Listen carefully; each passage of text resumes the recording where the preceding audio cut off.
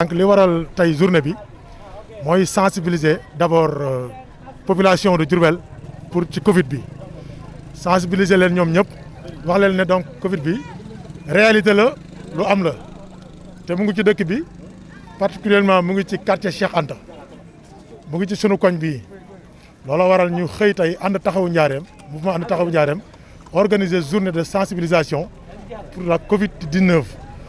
nan ngeen jàppee distribution bi ba xam da ngeen am ngeen bébét pour jëm ba génn wala dégg bébét nan mooy seen itinéraire daal. donc jërëjëf waaw am nañ bébét parce que ànd taxawu Njaareem lañ wax te kon Njaareem ñëpp xam nañ ne du Cheikh Anta rek yemul Cheikh Anta Njaareem dafa yaatu waaye nag li wolof di wax naan bay ci sa wewu tànk loola waral ñu njëkkee fii Cheikh Anta bu ñu noppee mbébét gi mooy ñu yaatal Njaareem fépp foo xam ne doomu Diourbel waa nekk na fa. ñu fekk la fa sensibiliser la jox la ay dons loolu mooy sabab bi tey lañ ko tàmbalee 7 février dimanche ñu ne woon nañ tàmbalee Cheikh Anta après yaatal élargi dugg ci biir quartier yi dugg ci biir koñ yi sensibiliser leen jox leen ay dons xamal leen ne Covid bi lu am la ñu jël seen i mesures barrières yi ñu respecté ko ñu takk ay masques parce que loolu moo gën a yomb takk leen seen i masques di laal ay gel hydroalcoolique moo gën a yomb tey nga bàyyi ba jàngoro bi mën ñu ëpp ñu doole.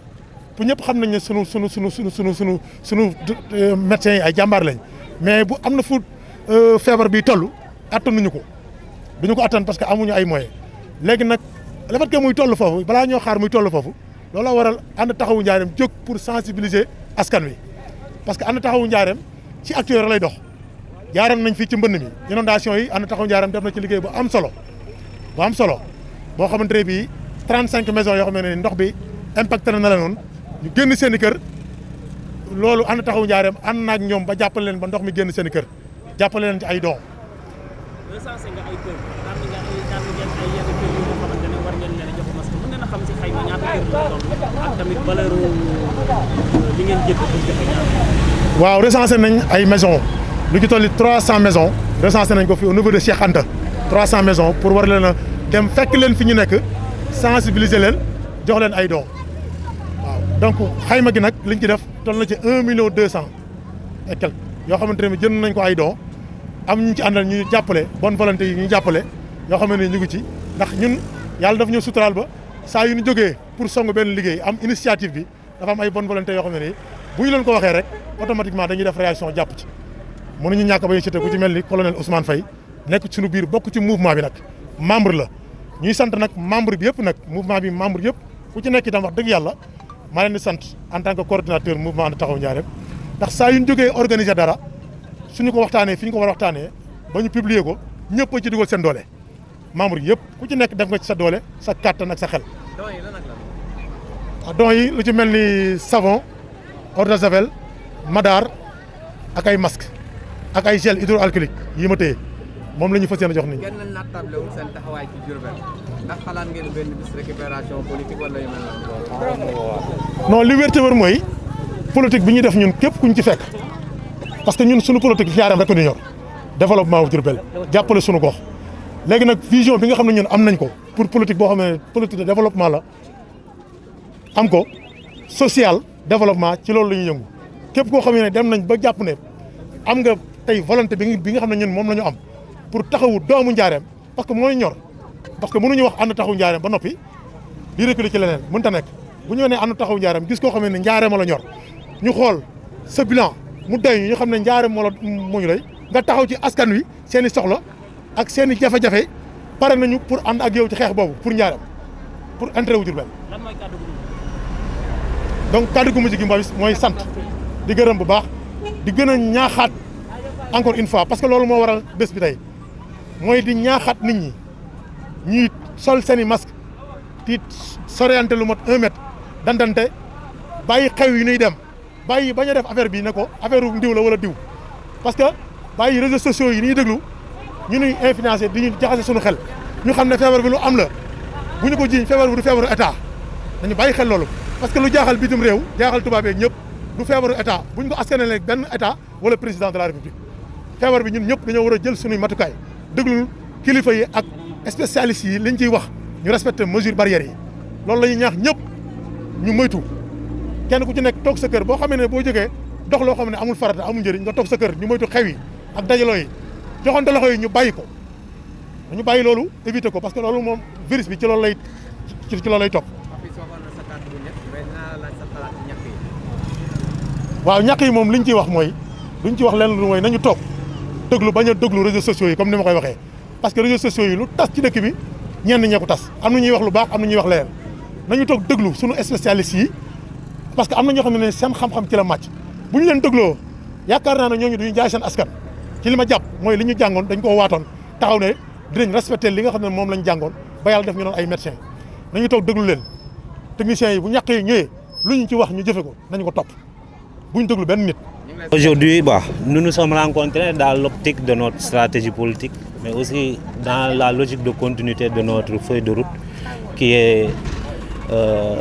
nous a amené aujourd'hui à se rencontrer ce 7 février 2021 à Cheikh Anta pour une distribution massive de gel alcoolique, masques, kits d'hygiène.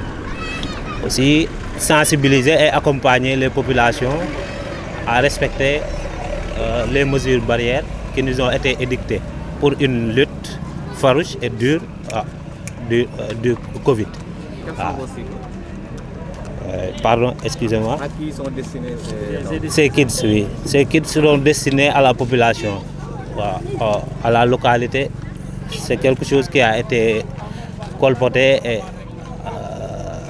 amené pour les populations.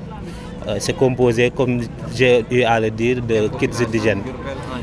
Diourbel en général, parce que qui dit And Taxawu Ndiarème, c'est Diourbel en général. Mais aujourd'hui, notre cible, c'est Cheikh Anta, un grand quartier composé de presque je crois que d'une dizaine de sous-quartiers.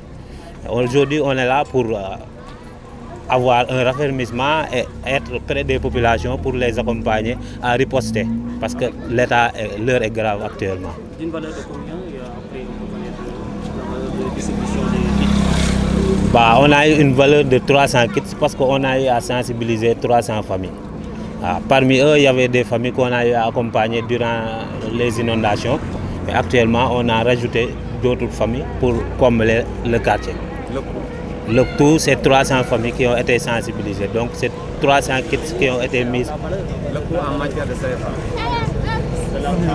1,2 million d'une valeur de 1,2 million, destiné à 300 familles. Quels sont vos conseils par rapport aux Diourbellois concernant les fake news? Oui, en tant que jeune, en tant que citoyen sénégalais, en tant que Diourbellois, mais aussi membre de And Taxawu Ndiarème qui œuvre pour le développement local et le bien-être du Diourbellois, je pense qu'il est temps de prendre toutes les mesures idoines pour faire face à ce Covid. Parce que c'est devenu une réalité, c'est une crise mondiale qui impacte dans tout le monde. Étant jeune, étant un mouvement ambitieux et motivé à combattre cette Covid, mais aussi à venir en aide aux populations, nous nous sommes dit qu'il serait bon de faire cette activité. Je dirais que c'est une journée parce qu'elle se sanctionnera par une caravane qui sera faite pour une forte massification, une forte sensibilisation des populations. Ouais. Les vaccinations se profilent à l'horizon. Si vous aviez des conseils à donner? Je dirais aussi tout s'impose par citoyenneté, comme notre président Khadim a eu à le dire tout à l'heure. Il urge de savoir que le président de la République a mis en place une institution, un comité composé de scientifiques qui est en train d'étudier cette crise, mais qui donne des orientations. Donc s'il urge, si c'est nécessaire de faire le vaccin pour combattre le Covid, je vois qu'en bon citoyen, on doit s'y atteler.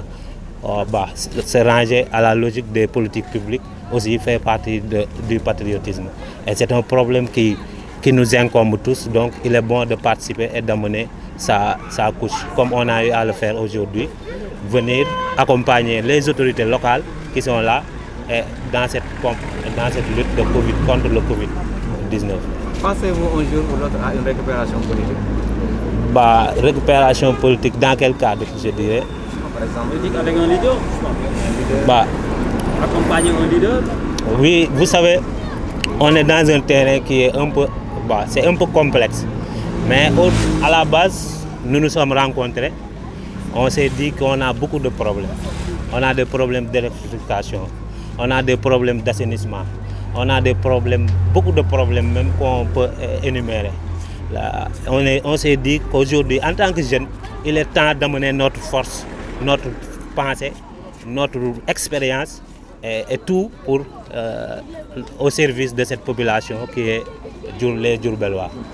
Donc, on ne peut pas se départir des politiques, mais aussi nous sommes sur notre feuille de route, comme j'ai eu à le dire au début. On déroule une feuille de route, on a des stratégies bien définies, bien ficelées. Parce que Khadim a eu à le dire, monsieur le coordinateur, il a eu à le dire tout à l'heure, nous sommes accompagnés par des autorités, des hommes politiques, des personnes responsables. Je citerai le colonel Ismaël Faye, membre du mouvement, qui son travail n'est plus il abat un travail extraordinaire dans cette zone, il accompagne les gens sur beaucoup de domaines. Aujourd'hui, il fait partie du mouvement, un membre actif du mouvement, et nous savons ce qu'il vaut, franchement. Et je ne peux que faire appel aux autorités locales, tout en leur disant que ceci, c'est dans l'intérêt de Diourbel. Nous œuvrons pour l'intérêt strict de Diourbel. Donc, c'est bon parfois qu'ils nous écoutent, c'est bon qu'ils nous entendent, mais aussi il serait bon qu'ils viennent sous forme de partenariat pour qu'on puisse mettre en œuvre notre stratégie politique qui est actuellement en cours. Merci beaucoup.